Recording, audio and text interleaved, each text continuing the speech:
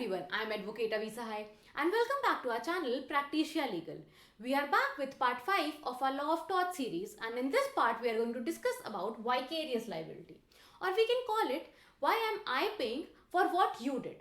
अभी तक हमने क्या पढ़ा था लॉ ऑफ टॉर्ट्स में कि एक पर्सन है, मान लो उसने कुछ रॉन्ग किया, उसके रॉन्ग की वजह से किसी की लीगल राइट वॉयलेट हो जाती है. अब इसके वॉयलेशन के लिए हमने क्या किया, हमने इससे डैमेज क्लेम किया, हमने इससे कॉम्पेंसेशन क्लेम कर लिया. क्यों किया? क्योंकि इसने किसी की लीगल राइट का वॉयलेशन किया था. पर इस केस में भी मैंने क्या बताया, हम इसको और क्या बुला सकते हैं, why am I paying for what you did. मतलब मैं क्यों पे कर रही अगर तुमने गलत किया तो. इसके लिए मैं आपको एक स्टोरी सुनाती हूँ. मान लो ए है, ए की बेकरी है. अब वो होम डिलीवरी करता था अपने ऑर्डर्स की. इसके होम डिलीवरी के लिए उसको कोई एम्प्लॉय चाहिए था, सर्वेंट चाहिए था, एजेंट चाहिए था. उसने एक्स को हायर कर लिया और एक्स को हायर करने के बाद उससे डिलीवरी कराने लगा.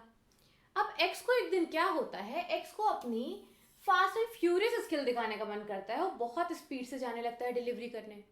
जब वो स्पीड से जा रहा होता है तो उसका एक्सीडेंट हो जाता है, उससे एक्सीडेंट हो जाता है और यहाँ पे वाई को इंजरी हो जाती है.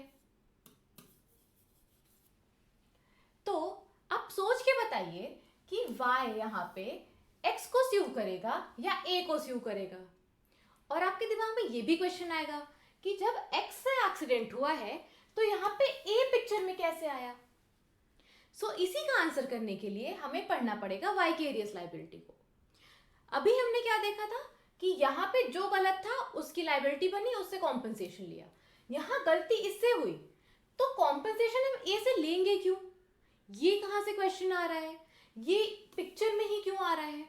सो आइए देखते हैं कि वाइकेरियस लाइबिलिटी का कॉन्सेप्ट किस बेसिस पे बनाया गया है, कौन से प्रिंसिपल्स पे बनाया गया है कि हम गलती किसी और की हो रही है पर हम लाइबल किसी और को कर रहे हैं. So let's move on. अब ये जो हमारा वाइकेरियस लाइबिलिटी है ये दो लीगल मैक्सिम पे बेस्ड है. वो कौन सी लीगल मैक्सिम्स है? पहली मैक्सिम है हमारी क्यू फेसिट पर एलियम फेसिट पर से.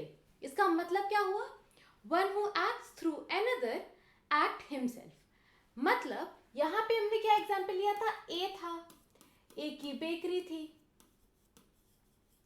उसने हायर किया एक्स को, किस लिए, डिलीवरी कराने के लिए. अब आप खुद सोचो, अगर एक्स यहां पे डिलीवरी करेगा तो इसमें बेनिफिट किसका है, किसके बिजनेस को बेनिफिट हो रहा है. अगर एक्स अपना काम अच्छे से करेगा तो बेनिफिट किसके बिजनेस को होगा, ए के बिजनेस को होगा. सो अगर किसी के काम करने से किसी और को बेनिफिट हो रहा है तो वो उसकी रिस्पॉन्सिबिलिटी भी तो शेयर करेगा. अगर एक्स के अच्छे काम करने से इसको बेनिफिट हो रहा है तो एक्स से कोई गलती होगी तो उसकी रिस्पॉन्सिबिलिटी भी तो ए को शेयर करनी पड़ेगी. इस पे बेस्ड है हमारी ये वाला लाइबिलिटी कि वाइकेरियस लाइबिलिटी ये कह रहा है कि अगर तुम किसी और के थ्रू एक्ट कर रहे हो, इसका ये मतलब नहीं कि तुम अपनी रिस्पॉन्सिबिलिटी से बच जाओगे. तुम अगर उससे अपना फायदा ले रहे हो, अगर उसके काम करने से तुम्हारे बिजनेस को फायदा होगा तो तुम उसकी रिस्पॉन्सिबिलिटी भी उठाओगे. सेकेंड है रिस्पॉन्डेंट सुपीरियर. इसका क्या मतलब हुआ, लेट द मास्टर आंसर. मतलब यहीं पे ए क्या था, ए मास्टर था. मास्टर क्यों था, क्योंकि एक्स वही काम करेगा जो ए बोलेगा, क्योंकि उसको हायर ए ने किया था. अगर वो उसका मास्टर है तो उसकी रिस्पॉन्सिबिलिटी है कि उसके एम्प्लॉय से कोई गलती होती है, उसके सर्वेंट से कोई गलती होती है तो वो खुद आंसर करेगा. इसलिए यहाँ पे ए को पिक्चर में लाया जा रहा है. पहला क्या था, क्यू फेसिट पर एलियन फेसिट पर से. वो किसी और के थ्रू एक्ट कर रहा था पर इसका ये मतलब नहीं है कि उसकी कोई रिस्पॉन्सिबिलिटी नहीं बनेगी. अगर वो इंजॉय करेगा उसके काम कंप्लीट करने से, उसके अच्छे काम करने की वजह से उसको कोई भी प्रॉफिट होगा तो उसका ये भी ड्यूटी है कि वो उसकी रिस्पॉन्सिबिलिटी भी उठाए. और वो उसका मास्टर है, तो मास्टर है तो उसी को आंसर करना पड़ेगा अगर उसके एम्प्लॉय से कोई गलती हो जाती है. अब हम आगे देखते हैं.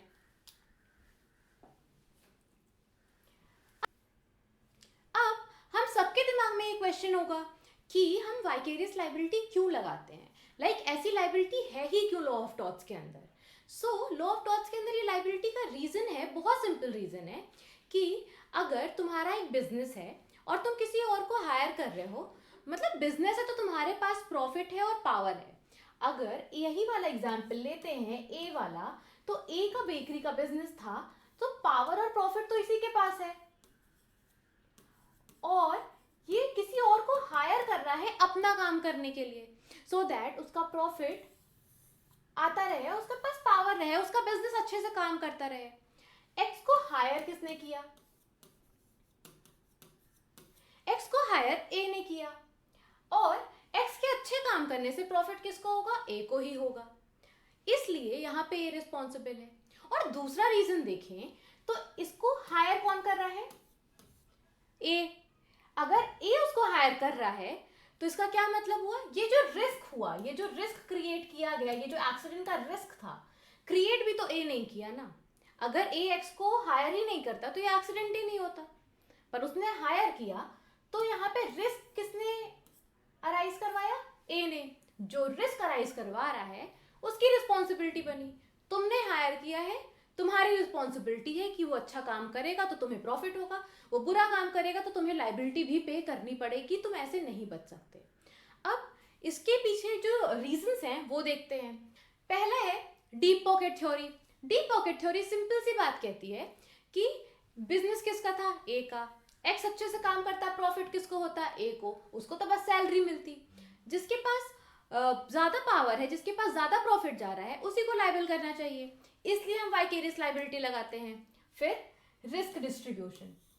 रिस्क डिस्ट्रीब्यूशन ओनर ही तो अच्छा कर पाएगा या सर्वेंट अच्छा कर पाएगा? ऑब्वियसली ओनर कर पाएगा, इसलिए हम लगाते हैं वाइकेरियस लाइबिलिटी। फिर कंट्रोल। कंट्रोल किसका है?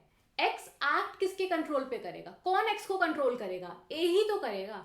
उसका बिजनेस है और एक्स काम कर रहा है, पर कंट्रोल किसका है? अगर ए मना कर देगा एक्स को जाने से तो क्या एक्स जा पाएगा? नहीं जा पाएगा। तो एक्स को पूरा कंट्रोल ए कर रहा है, जिसका कंट्रोल है उसी की लाइबिलिटी। तुम एक्स को कंट्रोल कर रहे हो और अगर एक्स से कुछ हो जाता है तो तुम्हारी लाइबिलिटी भी बनेगी। फिर एनकरेजिंग केयर। अगर हम यहाँ पे ए को छोड़ दें, मतलब यहाँ पे जो ओनर्स हैं उनको छोड़ देते हैं, तो क्या वो केयर रखेंगे? बिल्कुल नहीं रखेंगे। अगर हम चाहते हैं कि जो एम्प्लॉयर्स हैं वो ध्यान रखें कि उनके एम्प्लॉयज कैसे काम कर रहे हैं या क्या काम कर रहे हैं, इसके लिए वाइकेरियस लाइबिलिटी लगाना बहुत ज़रूरी है। अगर हम सिर्फ सर्वेंट्स को लाइबल करते रहेंगे तो मास्टर को तो फर्क ही नहीं पड़ेगा उसका एम्प्लॉय क्या काम कर रहा है। ये बहुत ज़रूरी है कि वहाँ पे चेक एंड बैलेंस हो। वो चेक एंड बैलेंस के लिए हम लगाते हैं वाइकेरियस लाइबिलिटी, सो दैट यहाँ पे एम्प्लॉयर को डर हो कि अगर वो अपने एम्प्लॉयज को ढंग से नहीं रखेगा, ढंग से कंट्रोल नहीं करेगा, तो लाइबिलिटी उसकी भी बन सकती है। हमने देख लिया कि क्यों लगाते हैं हम ये लाइबिलिटी। अगर ऐसा कर रहे हैं तो उसके पीछे रीजन होना चाहिए, तो वो रीजंस क्या हैं? वो ये सारे रीजंस हैं, इसकी वजह से हम लगा रहे हैं वाइकेरियस लाइबिलिटी को। अब हम आगे देखते हैं। अब हम देखेंगे कि हम कहाँ कहाँ पे वाइकेरियस लाइबिलिटी लगा सकते हैं। क्या हम हर रिलेशन में लगा सकते हैं या कुछ रिलेशन में लगा सकते हैं? देखते हैं। पहले हम देखेंगे कौन कौन से रिलेशन है जहां पे हम लगा सकते हैं। Employer employ relationship. अभी मैंने एग्जाम्पल लिया कि ए की बेकरी शॉप थी, उसने हायर किया एक्स को, ये एम्प्लॉयर हो गया, ये एम्प्लॉय हो गया। यहाँ पे हमने ए की लाइबिलिटी बनाई थी? बिल्कुल बनाई थी। वो रिस्पॉन्सिबिलिटी लेगा, क्यों? क्योंकि उसने उसको हायर किया है। एम्प्लॉयर और एम्प्लॉय के रिलेशनशिप में हम वाइकेरियस लाइबिलिटी लगा सकते हैं। फिर प्रिंसिपल एजेंट रिलेशनशिप। जो प्रिंसिपल एजेंट का रिलेशनशिप होता है, एजेंट भी तो प्रिंसिपल के लिए ही काम कर रहा है। जैसे वहां पे एम्प्लॉयर एम्प्लॉय था, वैसे ही प्रिंसिपल और एजेंट है, सेम टाइप का रिलेशन है। प्रिंसिपल किसी एजेंट को हायर कर रहा है सो दैट वो उसका काम करे। अगर एजेंट से कोई गलती होती है तो प्रिंसिपल लाइबल होगा, तो यहाँ पे भी वाइकेरियस लाइबिलिटी लगेगी। फिर पार्टनरशिप रिलेशनशिप। अब इसमें एग्जांपल लो कि यहाँ पे एक्स वाई जेड ये तीन पार्टनर्स हैं। अब इनमें से जेड जो है वो जाके किसी कंपनी को ब्राइब दे देता है। ब्राइब करने के बाद वो उनके कॉन्फिडेंशियल डॉक्यूमेंट्स निकलवा लेता है और इन दोनों को कुछ नहीं पता। सो क्या इनको ये वाला एक्सेप्शन मिल जाएगा कि मुझे तो पता ही नहीं था, जेड तो अपने आप गया, उसने अपने आप कॉन्फिडेंशियल डॉक्यूमेंट्स निकलवाए, मेरी कोई गलती नहीं है। सो क्या हम इन दो पार्टनर्स को लाइबल नहीं करेंगे? बिल्कुल करेंगे। हम ऐसा मानते हैं कि ये जो पार्टनर हैं, ये जो पार्टनरशिप में हैं, ये एक दूसरे के लिए एम्प्लॉयर एम्प्लॉई हैं या फिर प्रिंसिपल एजेंट ही हैं। मतलब कि जेड जो है वो एक्स और वाई के लिए एजेंट जैसे काम कर रहा है, एक्स के लिए वाई और जेड काम कर रहे हैं, वाई के लिए जेड और एक्स काम कर रहे हैं। सो अगर यहाँ पे कोई एक भी गलती करता है, मान लो जेड ने ये वाला काम किया, इसने ब्राइब दी और इसने कोई कॉन्फिडेंशियल डॉक्यूमेंट निकलवा ली, इनको नहीं भी पता था, बट जैसे हम वहां पे एम्प्लॉयर को लाइबल करते हैं, यहाँ पे प्रिंसिपल को लाइबल करते हैं, बिल्कुल वैसे ही यहाँ पे पार्टनरशिप में पार्टनर्स को भी लाइबल किया जाएगा, उनको पता हो या नहीं पता हो। क्यों? क्योंकि यहाँ भी सेम चीज कि तुमने हायर किया, तुमने उसको एज अ पार्टनर रखा, तुमने रिस्क राइज किया, तो तुम्हें लाइबिलिटी रिस्पॉन्सिबिलिटी लेनी पड़ेगी। फिर पेरेंट चाइल्ड रिलेशनशिप, अब इसमें क्या? सो पेरेंट चाइल्ड रिलेशनशिप में मान लो कि कोई बच्चा है 18 साल से छोटा है, वो क्या करता है, वो अपने मम्मी पापा से बिना पूछे कार चलाता है और उससे एक्सीडेंट हो जाता है। यहाँ पे हम इसको तो लाइबल नहीं कर सकते, क्यों? क्योंकि वो तो माइनर है। पर यहाँ पे हम किसको कर सकते हैं? पेरेंट को। क्यों कर सकते हैं? उनकी रिस्पॉन्सिबिलिटी है ना उनका चाइल्ड। अगर चाइल्ड से कोई मिस्टेक हो जाती है, हम उसको स्यू नहीं कर पा रहे क्योंकि वो माइनर है, तो हम पेरेंट के ऊपर लाइबिलिटी तो लगा ही सकते हैं। तुम्हारी रिस्पॉन्सिबिलिटी थी कि तुम अपने बच्चे को देखो, तुमने नहीं देखा तो तुम ये वाला डिफेंस नहीं ले सकते कि मुझे नहीं पता था कि मेरा बच्चा कार लेके बाहर निकल गया। तुम पेरेंट हो, तुम्हारी रिस्पॉन्सिबिलिटी बनती है। सो हमने क्या क्या देख लिया? हमने देख लिया कि कहाँ कहाँ पे हम वाइकेरियस लाइबिलिटी लगा सकते हैं। अब हम देखने जा रहे हैं इसेंशियल्स। मतलब कि अगर हमें किसी को वाइकेरियसली लाइबल करना है तो वो कौन कौन से इसेंशियल्स फुलफिल होने चाहिए, तभी हम उस इंसान को वाइकेरियसली लाइबल कर पाएंगे, वरना नहीं कर पाएंगे। ऐसे ही आप रैंडमली किसी को वाइकेरियसली लाइबल नहीं कर सकते हो। कुछ इसेंशियल्स फुलफिल होने होते हैं, तभी आप उसको वाइकेरियसली लाइबल कर पाओगे, वरना नहीं कर पाओगे। इसमें पहला इसेंशियल अगर हम देखें तो वो है there must be a relationship of certain kind between the wrongdoer and the person who rectified it। मतलब अगर हम पहला एग्जाम्पल देखें, ए और एक्स में रिलेशनशिप था, एम्प्लॉयर था, ये एम्प्लॉय था। अगर यहाँ पे कोई रिलेशनशिप नहीं होता तो ए को हम क्यों लाइबल करते? अगर एक्स अपनी मर्जी से काम कर रहा होता तो हम एक्स को ही तो लाइबल करते। वो यहाँ पे हायर नहीं किया गया होता ए के थ्रू, तो हम यहाँ पे ए क्यों पिक्चर में ही नहीं लाते? वहां पे रिलेशनशिप होना चाहिए तो ही हम उनको वाइकेरियसली लाइबल कर सकते हैं। उस पर्सन ने वो टास्क अलॉट किया था, इसको ए ने टास्क अलॉट किया था एक्स को, इस वजह से वो एक्ट कर रहा था। अगर ऐसा कोई रिलेशनशिप ही नहीं होता तो वाइकेरियस लाइबिलिटी बनती ही नहीं। अब हम देखते हैं हमारा दूसरा इसेंशियल। दूसरा इसेंशियल क्या है हमारा? The wrong has been done within the course of employment. ये बहुत इंपॉर्टेंट है। कोर्स ऑफ एम्प्लॉयमेंट क्या होता है? अब इसी में एग्जाम्पल ले लो, ए है, उसने एक्स को क्या काम दिया था? एक्स को काम दिया था डिलीवरी का। उसका काम क्या था? डिलीवरी का काम था। और ये डिलीवरी का काम जो है, यही उसका कोर्स ऑफ एम्प्लॉयमेंट है। और इसी में ऐड कर लो कि ए ने एक्स को हायर किया था कि तुम सुबह 9 बजे से 9 AM से रात 8 बजे तक काम करोगे मेरे साथ। ये टाइम जो है, यही उसका कोर्स ऑफ एम्प्लॉयमेंट है। उसका काम क्या है? डिलीवरी करना। उसके काम की टाइमिंग क्या है? 9 से 8 बजे तक। अब अगर जब एक्स डिलीवरी करने जाता है, उसके बाद वो क्या किया? वो डिलीवरी किया, फिर वो अपने फ्रेंड वाई और जेड के साथ घूमने का प्लान बना लेता है। अब जब वो घूमने जा रहा था तब उससे कुछ एक्सीडेंट हो जाता है, डिलीवरी के टाइम पे नहीं, उसके साथ जब अपने फ्रेंड्स के साथ वो घूमने जा रहा था वहां पे उससे एक्सीडेंट हो जाता है, तो भी क्या ए ही लाइबल होगा? या टाइम वाला एग्जांपल ले लो, ये 8 बजे के बाद या 9 बजे से पहले, जब इस टाइम में वो बाहर जा रहा था, रोड पे था, और तब वो अपनी ड्राइविंग बहुत तेज कर रहा था, तब वो अपनी व्हीकल बहुत तेज चला रहा था, इसकी वजह से एक्सीडेंट हो जाता है, तो क्या तब भी ए लाइबल होगा? बिल्कुल नहीं। ए लाइबल होगा सिर्फ और सिर्फ कोर्स ऑफ एम्प्लॉयमेंट के लिए। उसकी कोर्स ऑफ एम्प्लॉयमेंट क्या थी? डिलीवरी करना। टाइमिंग क्या थी? सुबह 9 बजे से रात के 8 बजे तक। इस बीच में अगर कुछ होता डिलीवरी करते के टाइम, तब वो जो एक्सीडेंट हुआ था तब ए लायबल होता। पर अगर वो अपनी मर्जी से वो डिलीवरी करने के बाद जाके कहीं और घूमने लगे, तब जाके हम ए को लायबल नहीं करेंगे, क्योंकि ए ने जो रिस्क लिया था, ए ने जो रिस्क अराइज करवाया था एक्स को हायर करके, वो डिलीवरी तक का था। डिलीवरी के बाद वो क्या कर रहा है उसमें हम ए की रिस्पॉन्सिबिलिटी नहीं बना सकते। या फिर वो उसने जो टाइम दिया था कि सुबह 9 से रात 8, उसके बीच में कुछ होता है तो ए रिस्पॉन्सिबल होगा। उसके आगे पीछे क्या होता है उसमें हम ए की रिस्पॉन्सिबिलिटी बना देंगे तो ये अनफेयर हो जाएगा। फिर थर्ड एसेंशियल क्या है हमारा? थर्ड एसेंशियल है the wrongful act must be related to the relationship in a certain way। अब यहाँ पे सेम बात बोली जा रही है कि ए और एक्स है, उनका रिलेशन क्या है? एम्प्लॉयर और एम्प्लॉय का। सो उससे जो गलती हो रही है, जो रॉन्गफुल एक्ट हो रहा है, वो उस रिलेशनशिप में होना चाहिए। मतलब वो ऐसा एम्प्लॉय कुछ गलत काम करे तो यहाँ पे हम ए की रिस्पॉन्सिबिलिटी बना देंगे। सो यही होते हैं 3 इसेंशियल्स हमारे। अब हम आगे बढ़ते हैं। अभी हमने देखा था कि ऐसे कौन से रिलेशनशिप्स हैं जहां पे हम किसी और को लायबल कर देते हैं किसी और की गलती के लिए। अब हम उन्हीं के एक्सेप्शंस देखने वाले हैं।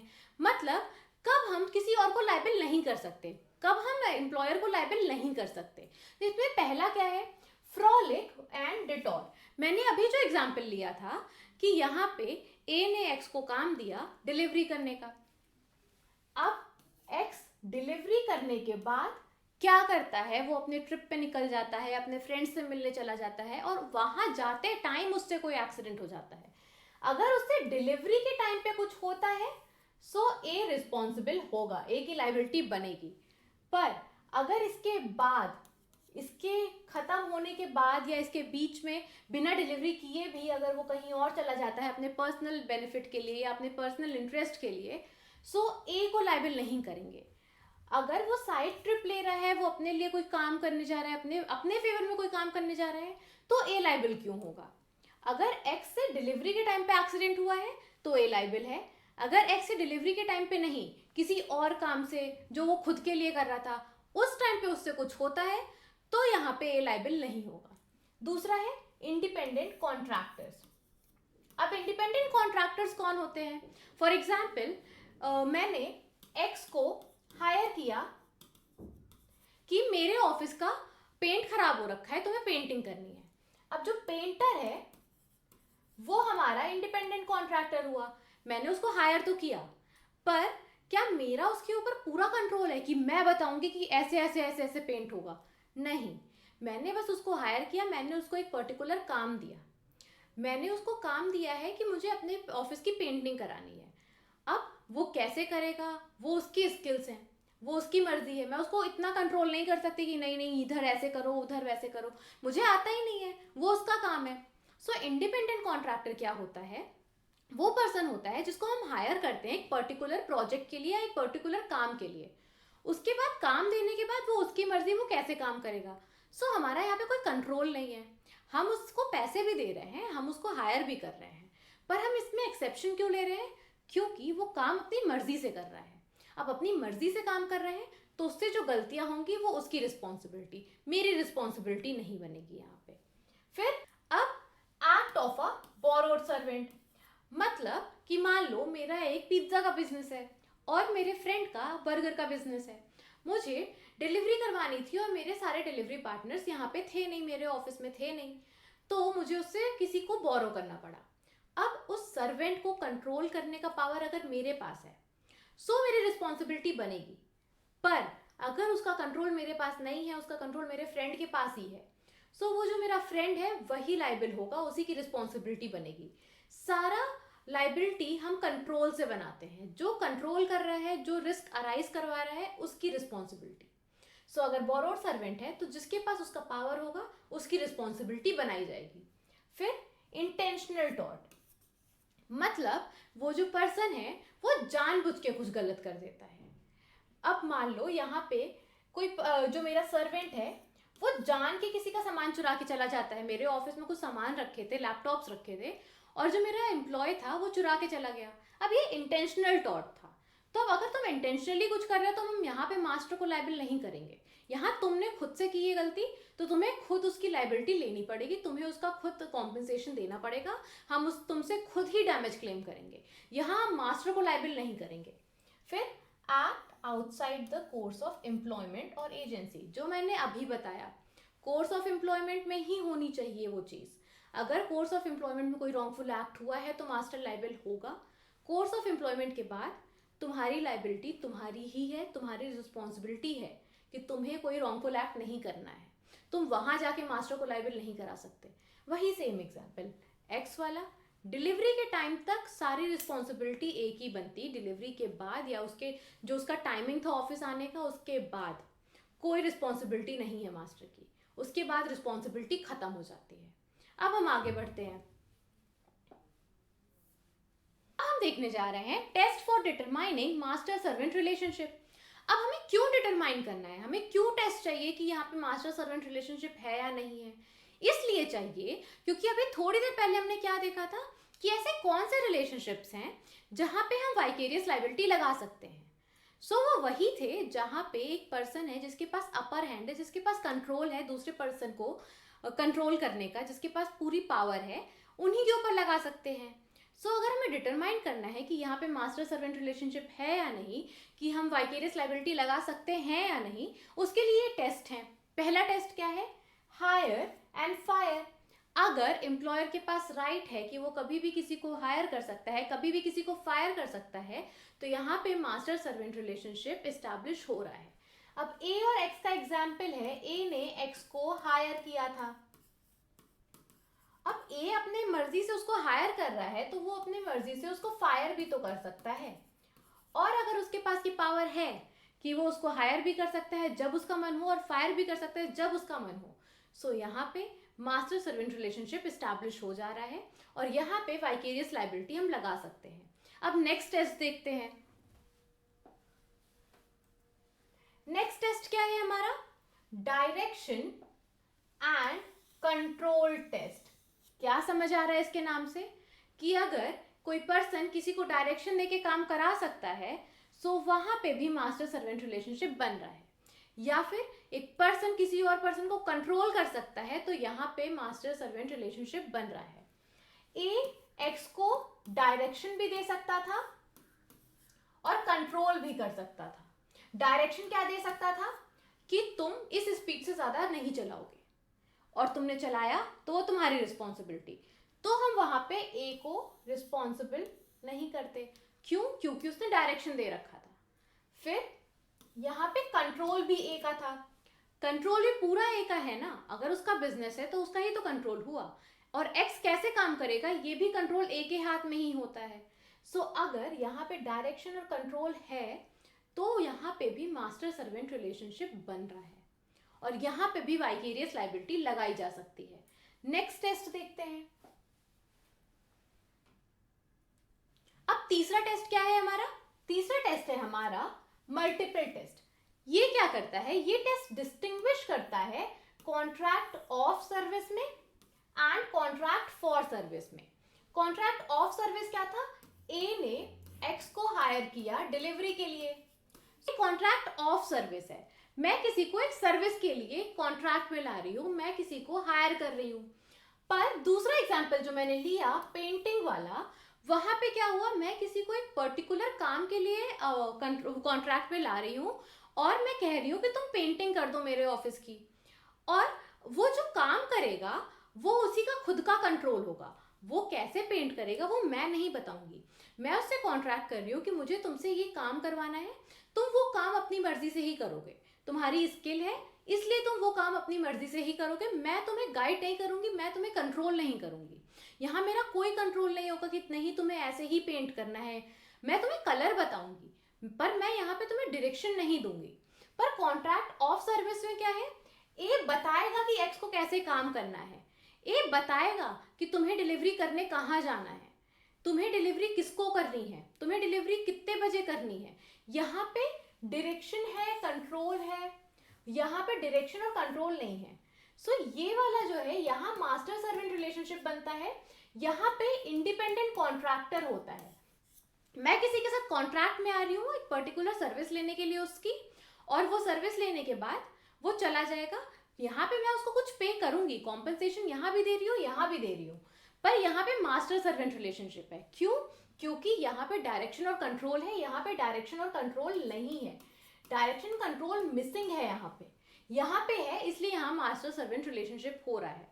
सो कॉन्ट्रैक्ट ऑफ सर्विस के लिए हम मास्टर को लाइबल करेंगे, कॉन्ट्रैक्ट फॉर सर्विस के लिए नहीं। इंडिपेंडेंट कॉन्ट्रैक्टर की जो रिस्पॉन्सिबिलिटी है वो इंडिपेंडेंट कॉन्ट्रैक्टर खुद ही अपनी लाइबिलिटी उठाता है, उसके लिए मास्टर को लाइबल नहीं कर सकते हैं। अब यहाँ पे एक केस है, ready mixed concrete versus minister of pension and national insurance case. ये कब का केस है? 1968 का केस है। अब यहाँ पे कोर्ट ने कुछ लेट डाउन किए थे प्रिंसिपल, जिससे हमें पता चलता है कि ये कॉन्ट्रैक्ट ऑफ सर्विस है या कॉन्ट्रैक्ट फॉर सर्विस है। इसमें क्या कहा गया था?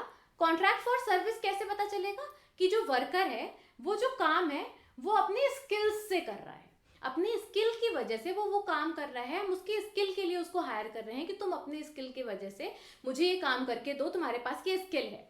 पेंटिंग हम हर कोई इंसान तो नहीं कर सकता, वो कुछ स्किल्ड लोग होते हैं। तो अगर मैं अपनी गाड़ी जाके कहीं गराज में देती हूँ तो क्यों देती हूँ? क्योंकि वो मैकेनिक है, उसके पास स्किल है उस कार को ठीक करने का।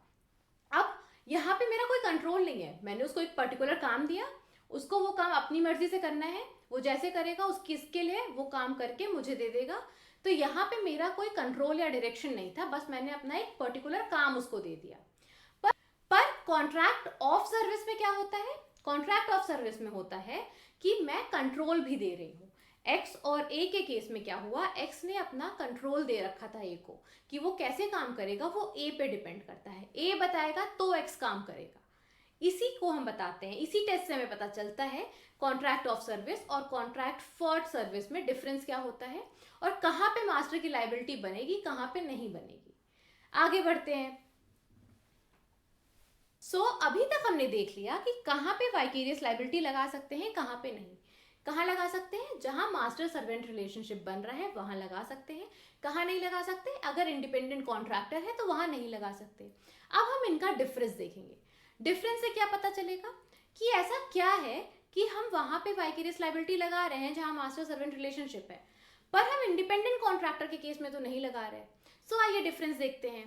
पहला है, जो ये सर्वेंट का है और ये इंडिपेंडेंट कॉन्ट्रैक्टर है। अब सर्वेंट के केस में क्या होता है?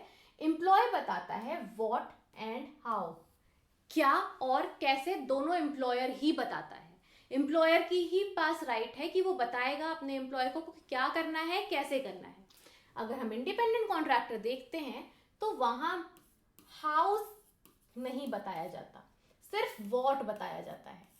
हाउ ये इंडिपेंडेंट कॉन्ट्रैक्टर के ऊपर डिपेंड करता है, उसको कैसे काम करना है।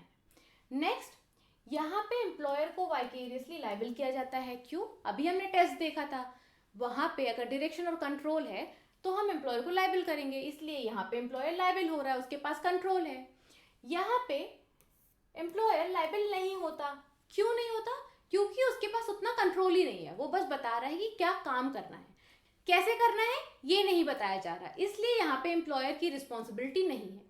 नेक्स्ट, सैलरी और वेजेस। यहाँ पे सैलरी और वेजेस दी जाती है, यहाँ पे लमसम प्रोजेक्ट के हिसाब से पैसे दिए जाते हैं। वहां पे वो जितना काम करता रहेगा, अब जैसे ए और एक्स था, एक्स जितनी डिलीवरी करता रहेगा, ए उसके हिसाब से उसको पैसे देता रहेगा। अब यहाँ पे उसको पेंटिंग करनी थी तो पेंटिंग के लिए मैं एक लमसम दे दूंगी, या जब पेंटिंग हो जाएगी तो मैं उसको एक पैसा दे दूंगी कि हाँ ठीक है, तुम्हारी ये वाला इतना तुमने काम किया तो तुम्हारा इतना पैसा बन रहा है। नेक्स्ट, ये मैंने बताया, ये कॉन्ट्रैक्ट ऑफ सर्विस होता है, ये कॉन्ट्रैक्ट फॉर सर्विस होता है। अब हमने इसका डिफरेंस भी देख लिया। अब हम कुछ केस लॉज देखेंगे वाइकेरियस लायबिलिटी के ऊपर। आगे बढ़ते हैं। पहला केस है हमारा Lloyd versus grace Smith and company, 1912 का केस है। इस केस में क्या हुआ? इसमें मिसेस लॉयड हैं, उन्होंने क्या किया? उन्होंने अप्रोच किया एक लॉ फर्म को जिसका नाम था ग्रेस स्मिथ एंड कंपनी। उन्होंने क्यों किया? लीगल एडवाइस लेनी थी उनको, और उनको लीगल एडवाइस किस चीज की लेनी थी? उनको अपने कॉटेजेस बेचने थे, इसके लिए उनको लीगल एडवाइस चाहिए थी। अब यहाँ का जो मैनेजिंग क्लर्क था उसने क्या किया, उसने फ्रॉडुलेंटली मिसेस लॉयड से सेल डीड की जगह गिफ्ट डीड साइन करवा लिया, और गिफ्ट डीड साइन करवा के अब उनके कॉटेजेस अपने नाम करवा लिए। सो अब यहाँ पे क्वेश्चन क्या अराइज हुआ, क्वेश्चन ये अराइज हुआ कि क्या यहाँ पे जो ये लॉ फॉर्म है ग्रेस स्मिथ एंड कंपनी, इनको लाइबल किया जाएगा वाइकेरियसली, या फिर ये जो मैनेजिंग क्लर्क था इसको लाइबल किया जाएगा। सो यहाँ पे हाउस ऑफ लॉर्ड ने ये हेल्ड किया था कि ये जो क्लर्क था वो कैसे काम कर रहा था, वो किसके लिए काम कर रहा था, वो काम कर रहा था इस लॉ फॉर्म के लिए। तो यहाँ पे लॉ फॉर्म की रिस्पॉन्सिबिलिटी बनेगी, और उसने जो भी फ्रॉडुलेंट काम किया वो उस कोर्स ऑफ एम्प्लॉयमेंट में किया। सो रिस्क किसने अराइज किया था, रिस्क इन्होंने अराइज किया था उस मैनेजिंग क्लर्क को हायर करके। तो रिस्पॉन्सिबिलिटी किसकी बनेगी, रिस्पॉन्सिबिलिटी इस लॉ फॉर्म की भी बनेगी। क्यों बनेगी, इसलिए बनेगी क्योंकि तुमने रिस्क अराइज किया, तुम्हारा मैनेजिंग क्लर्क था, तुमने उनको हायर किया, फिर उसने फ्रॉड कर दिया। फ्रॉड कब किया, कोर्स ऑफ एम्प्लॉयमेंट में किया। सो सारे एसेंशियल्स फुलफिल हो गए वाइकेरियस लाइबिलिटी के। सो जब एसेंशियल्स फुलफिल हो गए तो यहाँ पे हमने लॉ फॉर्म को लाइबल कर दिया था। हाउस ऑफ लॉर्ड ने यहाँ पे लॉ फॉर्म को बताया कि आपकी लाइबिलिटी बनती है, आप बच नहीं सकते, आप ये नहीं कह सकते कि मुझे नहीं पता था, आपका एम्प्लॉय था तो आपकी रिस्पॉन्सिबिलिटी बनी। अब हम मूव ऑन करते हैं नेक्स्ट केस लॉ पे। सेकेंड केस है हमारा State Bank of India versus Shyama Devi का केस। ये बहुत लैंडमार्क केस है, ये 1978 का केस है। इसमें क्या होता है, इसमें 3 लोग हैं, श्यामा देवी, उनके हस्बैंड और उनके हस्बैंड का फ्रेंड, जो कि एसबीआई में एम्प्लॉय था। और श्यामा देवी का एक अकाउंट था, बैंक अकाउंट था एसबीआई बैंक में। क्या होता है, श्यामा देवी को एक दिन चेक डिपॉजिट करना होता है अपने बैंक में, अपने अकाउंट में, एसबीआई में जो था। तो उनके हस्बैंड क्या करते हैं, खुद जाए बिना इस फ्रेंड को अपना चेक दे देते हैं और कहते हैं कि तुम जाके डिपॉजिट कर देना। अब इस फ्रेंड की नीयत खराब हो जाती है और वो इस पैसे को मिस अप्रोप्रिएट कर देता है, वो जाके डिपॉजिट करता ही नहीं है। फिर जब पैसे क्रेडिट नहीं होते हैं श्यामा देवी के अकाउंट में, सो ये हस्बैंड और श्यामा देवी जाके इस पे केस कर देते हैं एसबीआई पे, और कहते हैं कि वो जो एम्प्लॉय था वो आपका एम्प्लॉय था, सो यहाँ पे आपकी लाइबिलिटी बनती है। पर इसमें कोर्ट ने क्या हेल्ड किया, इसमें उनकी वाइकेरियस लाइबिलिटी एसबीआई की नहीं बनाई गई। क्यों नहीं बनाई गई, क्योंकि वो जो फ्रेंड था वो कोर्स ऑफ एम्प्लॉयमेंट में काम नहीं कर रहा था। क्या किसी बैंक एम्प्लॉय का ये काम होता है कि वो घर जा जाके सबके चेक ले और अपने आके बैंक में लगाए उनके अकाउंट में, ऐसा तो काम नहीं होता है उनका, तो ये कोर्स ऑफ एम्प्लॉयमेंट तो हुआ ही नहीं। अब अगर श्यामा देवी और उनके हस्बैंड बैंक जाते और वहां पे वो किसी को चेक देते और तब ऐसा होता, तो यहाँ पे बैंक की लाइबिलिटी बना दी जाती, वहां पे वाइकेरियस लाइबिलिटी लगा दी जाती। पर यहाँ क्या हुआ, वो कोर्स ऑफ एम्प्लॉयमेंट में था ही नहीं, वो जो काम कर रहा था वो कोर्स ऑफ एम्प्लॉयमेंट नहीं था, तो एसेंशियल फुलफिल ही नहीं हुआ। सो यहाँ पर वाइकेरियस लाइबिलिटी नहीं लगाई गई। अब हम आते हैं अपने थर्ड और लास्ट केस पे। अब थर्ड केस जो है हमारा वो क्या है, B Govinda Rajulu versus MLA Govinda Raja. इस केस में क्या होता है, जो एपिलेट का बेटा है, उसका सन है, उसकी डेथ हो जाती है, उसको एक लॉरी से टक्कर लग जाती है और उसकी डेथ हो जाती है। अब जो उसकी लॉरी है वो रिस्पोंडेंट ओन करता था, पर उसका जो ये रिस्पोंडेंट था जिसकी लॉरी थी, वो क्या किया था, वो अपनी लॉरी को रिपेयर के लिए एक वर्कशॉप में दे रखा था। लॉरी ओन रिस्पोंडेंट कर रहा था, लेकिन उस टाइम जब ये एक्सीडेंट हुआ, जब इसके सन की डेथ हुई, तो इसकी लॉरी कहाँ थी, वो रिपेयर के लिए एक वर्कशॉप पे थी।